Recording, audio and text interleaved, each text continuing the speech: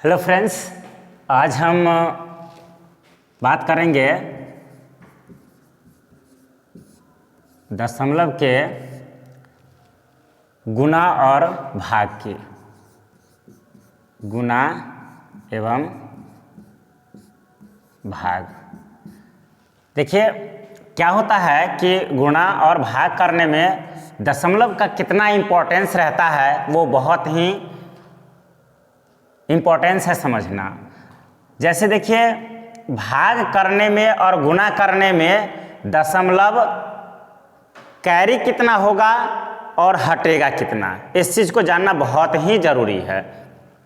देखिए कैसे हम इसको समझेंगे, हम एग्जाम्पल के तौर पर लेते हैं। अगर 2.5 हमारे पास है और इसको हम मल्टीप्लाई करते हैं 0.5 से, हमें दशमलव को बिल्कुल भूल जाना है। दशमलव बिल्कुल भूल जाएंगे और सीधे हम गुना करेंगे 25 को 5 से, तो 25 पंचे 125। अब देखिए क्या करना है। अब मैंने मल्टीप्लाई कर लिया, अब हमको डेसिमल का प्रोसेस करना है। तो अब प्रोसेस में क्या है, एक अंक है, यहाँ भी एक अंक है। हमको दशमलव के बाद कितने अंक है उसको समझना है। तो दशमलव के बाद हमारा एक अंक यहाँ है, एक अंक यहाँ है। तो देखिए प्रोसेस क्या काम करता है, गुणा में पावर जुटता है, गुणा में पावर जुटता है। फॉर एग्जाम्पल इसको देखिए, इसमें हम क्या कर सकते हैं, तो जिस तरह से गुणा में पावर जुटता है तो इस तरह से गुणा में दशमलव का अंक जुट जाता है। तो एक अंक और एक अंक, दो अंक, तो हमारा ये हो जाएगा, ये हो जाएगा 1.25। अब देखिए एक और एग्जाम्पल लेकर के हम समझते हैं। जैसे हमारा हो गया 0.25, इसको हमको मल्टीप्लाई करना है 0.5 से। फिर वही करेंगे, हम सारे दशमलव को भूल जाएंगे और सीधे मल्टीप्लाई करेंगे, तो 25 पंचे फिर हमारा 125 आ गया। अब इस बार हम क्या करेंगे, हमारे पास यहाँ दो अंक है दशमलव के बाद और यहाँ एक अंक, तो दो और एक तीन अंक हो जाता है। तो हमारा आ जाएगा 1 2 3 और यहाँ दशमलव, यहाँ 0, ये हो जाएगा हमारा।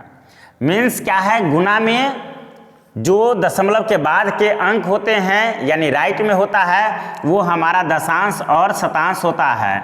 तो दशांश, शतांश और एक, तो सहस्त्रांश, तो हमारा दशांश, शतांश और सहस्त्रांश आना चाहिए दशमलव के बाद। तो ये होता है।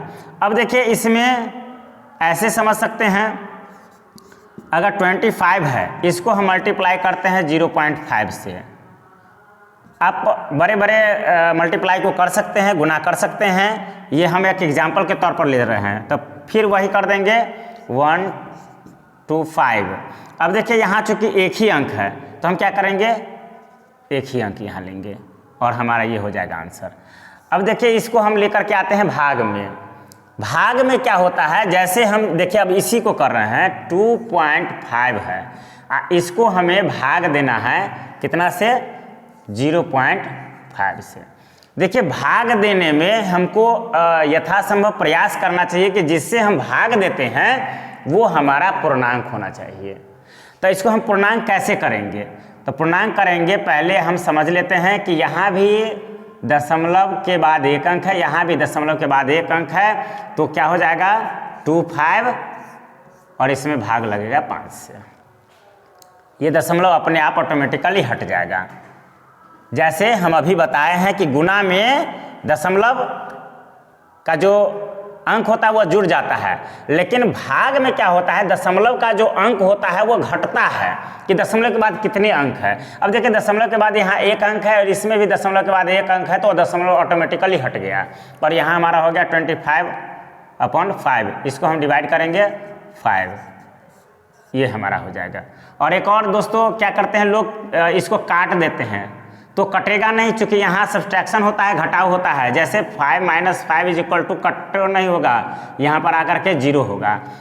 अगर किसी ने बताया कि कटो होगा तो आप ऐसे समझ सकते हैं कि 35 है और इसमें से 25 उसको कहिए माइनस करने के लिए, तो ऐसे कर देगा वो कटो और यहाँ 1, तो ये कौन सा अंक हो गया सो देख लीजिए।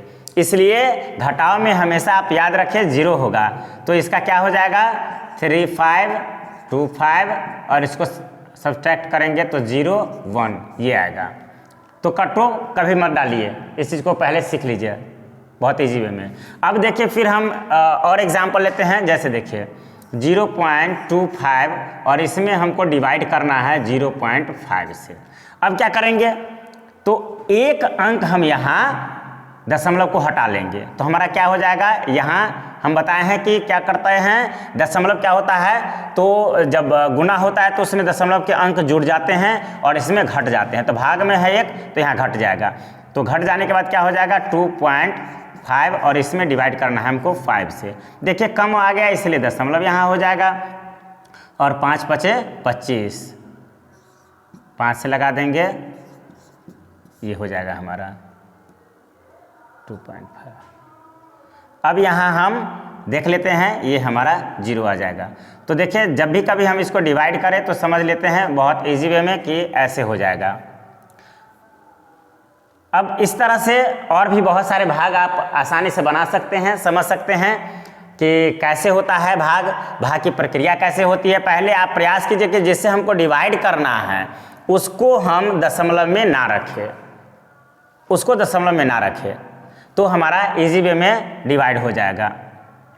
तो चलिए आज की वीडियो में हम दशमलव का गुना और भाग की चर्चा किए हैं। अगले वीडियोज़ में हम फिर लेकर के आएंगे एक नया टॉपिक।